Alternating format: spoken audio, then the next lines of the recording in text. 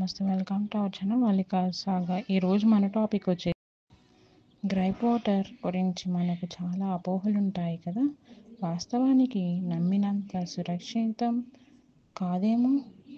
ఈ వీడియోలో మనం అలాంటి అపోహల గురించి, దాని యొక్క నిజాల గురించి తెలుసుకుందాం రండి. అన్ని భారతీయ పిల్లల వైద్యులు దీన్ని సిఫారు చేస్తారా? మిత్. గ్రైప్ వాటర్కి డాక్టర్ మద్దతు ఉందని అనుకుంటారు. నిజమేమిటంటే, ఆధునిక భారతీయ పిల్లల వైద్యులలో చాలామంది దీన్ని సిఫారు చేయట్లేదు.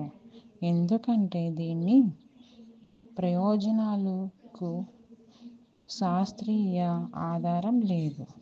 కొంతమందిలో ఇది ఎలర్జీ లేదా అసౌకర్యాన్ని కలిగిస్తుంది. రెండవది వచ్చేసి ఇది సహజ ఆయుర్వేద ఔషధం. మిత్.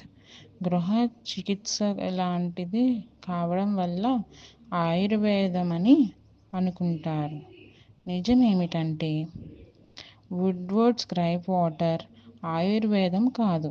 ఇది బ్రిటిష్ కాలంలో ప్రవేశించబడినది. ఉత్పత్తి మరియు ఆయుర్వేద సూత్రాలను అనుసరించదు. మూడవది వచ్చేసి తరతరాలుగా వాడుతూ వస్తున్నాం కాబట్టి ఇది సురక్షితం. మిత్. పాతకాలపు అలవాట్లు సురక్షితమై ప్రభావవంతమై ఉంటాయనుకుంటారు. నిజమేమిటంటే, నానమ్మల ఉపయోగించారని చెప్పుకుని మనం కూడా వాడకూడదు. కాలానికి తగినట్టుగా వైద్య నిపుణుల్ని అనుసరించి వెళ్తూ ఉండాలి. రెండవది వచ్చేసి భారతదేశంలో అమ్ముతున్న ప్రతి గ్రైప్ వాటర్ ఒకేలా సురక్షితం. మిత్. ఏ బ్రాండ్ అయినా సరే అన్ని బాటిళ్లు సమానమే అనుకుంటారు. నిజమేమిటంటే, ప్రతి బ్రాండ్లో వేరే వేరే పదార్థాలు ఉండొచ్చు. కొన్ని వాటిల్లో చక్కెరలు లేదా ప్రిజర్వేటివ్లు కూడా ఉండొచ్చు. తల్లిదండ్రులు లేబుల్ను జాగ్రత్తగా చదవాలి. వుడ్వర్డ్స్ కూడా తన